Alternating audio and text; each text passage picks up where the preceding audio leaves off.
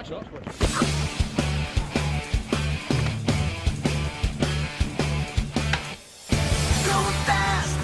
me feel alive. My heart beats in hyperdrive. Do you think we could win? Only if I lose. Just let destiny choose.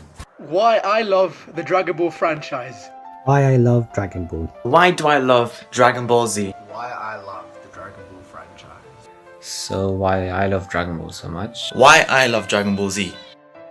Here you guys go.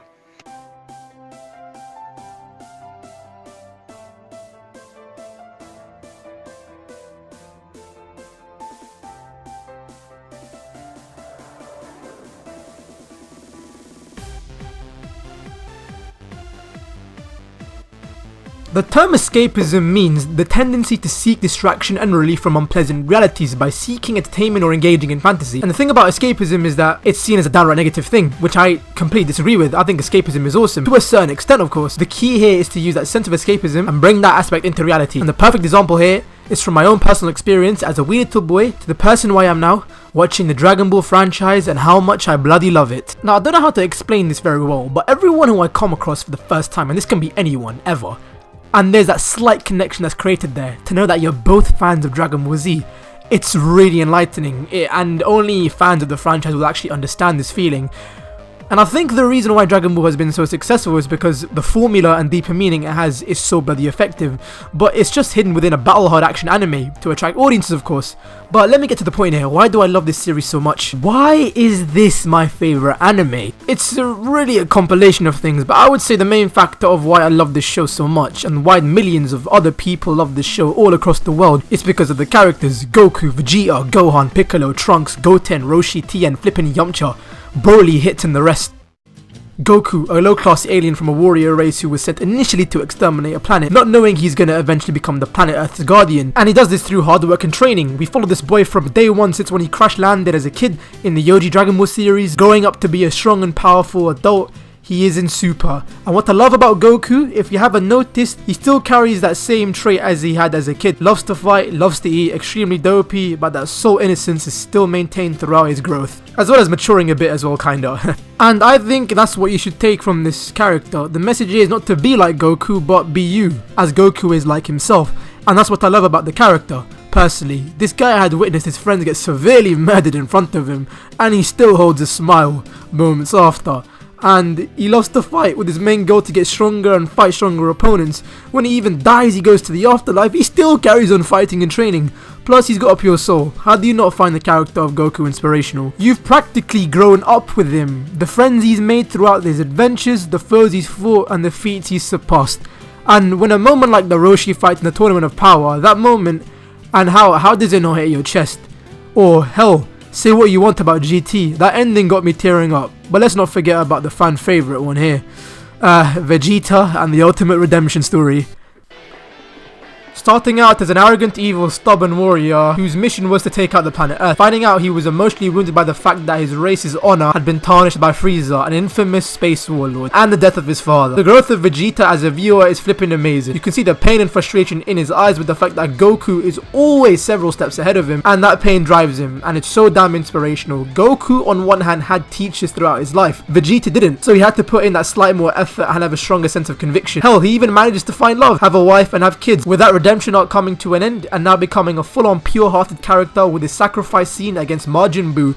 It's without a doubt on why so many people love this character. Stories of redemption are told throughout this show. Tien Shinhan back in the day of Dragon Ball, Mr. Satan, a guy who I wanted Cell to destroy due to the high level of delusion he had in the Cell games, to actually becoming a character who's likable and played a massive role in the end of the Kid Buu fight. But for me, here's my personal favourite part of the Dragon Ball franchise. Again, following the lineup of characters, is the bond between Gohan and Piccolo, my two favourites in the entire franchise. And I really don't know where to pinpoint the actual reasons behind this. It's like with anything in general, it's so hard to explain. I just find the relationship between these two so heartwarming. Maybe because when they interact, their characteristics are so different at first. Gohan is this young innocent little boy who's half Saiyan and has no idea what's going on at the time. And then there's Piccolo, a large 7-foot plus Namekian who's got this massive grudge on Goku, his rival at the time, who he wanted to kill.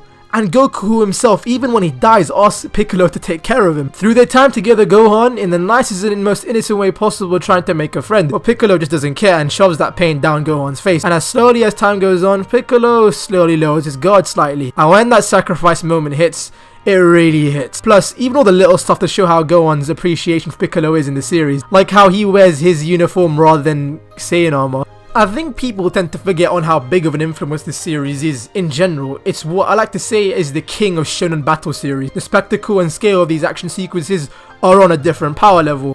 See what I did there. The close, intense one-on-one martial art fights of the World Martial Arts Tournament of Dragon Ball, keeping you on the edge of your seat, with Kid Goku and Jackie Chun, to the hold the clock match between the Saiyans and the Z Fighters, desperately holding them off until the arrival of Goku, the raw intensity of Goku and Frieza, the emotional clash of Cell and Gohan, the spectacle of Beerus and Goku, and the grandness of the Tournament of Power between Jiren and Ultra Instinct, and now the visual eye candy of which is Broly and Gogeta. Now backtracking a little bit on how making that connection with someone who's also a Dragon Ball fan. Man, it's actually crazy to think on the amount of friendships and bonds I've made with people over this franchise. Then finding out they've seen all the movies as well, played all the Tenkaichi games. Hell, one thing we can relate is that we all tried to honestly believe that we could somehow summon Ki energy and unleash a Kamehameha away when we were kids. Myself legit, sitting on my bedroom floor watching the episode where Gohan is teaching Videl on how to fly, and I'm mimicking everything, believing that I could actually fly. Legit raising my hands out to help Goku, using the Genki Dama Spirit Bomb to defeat Boo, practicing the fusion dance with friends, and of course the 18-year-old me now jumping up and down over Ultra Instinct. I've legit sang the Dragon Ball Z Kai super openings out loud in school lessons, and guess what? People don't laugh, they join in and start singing as well. The over 9,000 joke, the Team 4-star bridge references, friends and I would at least legit challenge each other on the opening statement of the abridged. And I even remember one Ramadan where family and friends would come over and vice versa. We would legit binge through the entire franchise from Board to GT. And I know you're gonna get those types of people who say, oh, you only say this is the best anime because of nostalgia. But what's wrong with that? Any franchise that you love is mostly gonna be built up nostalgia in some way. Star Wars sagas, the Harry Potter films, the MCU franchise, Pixar animation, DC films, DreamWorks, we all have something based around it. And there's nothing wrong with it. Sure, there are tons of series that are much better in writing, which I can admit. And I'm sure you can agree as well. But what Akira Toriyama did is create a whole landscape for the genre, if which there was no Dragon Ball, we wouldn't have got none of the big three of Shonen Jump being Bleach, One Piece and Naruto. Hell, Akira Toriyama even wrote a letter to Taikubo in encouraging him, as Bleach had a lot of potential. And if we didn't get series like Bleach, Naruto and One Piece, we probably wouldn't even have the current landscape of anime that we have today. Just let that sink in for a moment. This one large domino effect. Now this is my own personal connection, but Dragon Ball Z and Akira Toriyama was one of the main factors on why I wanted to become a professional illustrator. I used to go on a website called Dragonaut when I was a kid and follow the step-by-step guides, but unfortunately I don't have those drawings today anymore. But just like Goku and Vegeta, I have come a long way through my vigorous practice and determination, and I'm still going strong. And now I'm making this video come back to a full circle. I wish I could leap onto the TV and be a part of this grand universe, really. But unfortunately, you can't. The best thing to do is take out all your favorite aspects of the show into your own life and becoming a better human being. So in order to be like Goku, just be you. Dragon Ball is one of the first animes I've ever watched, and I believe that its amazing soundtracks, distinct characters, and well-orchestrated battles make it one of the best animes of all time for a reason.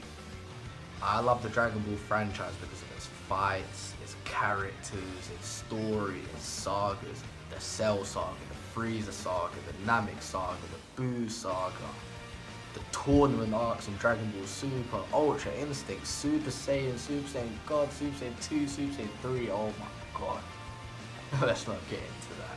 Well, I'll give you two reasons. Characters and fight scenes. The fight scenes are hands down the best fights you can ever see in any anime. I think you could probably lose your virginity just by looking at those fight scenes, honestly. And it was the only anime I ever used to watch when I was growing up, and I'm still up to date with it even now. I also encourage my friends to watch it because the plot and the action, they just go so well together.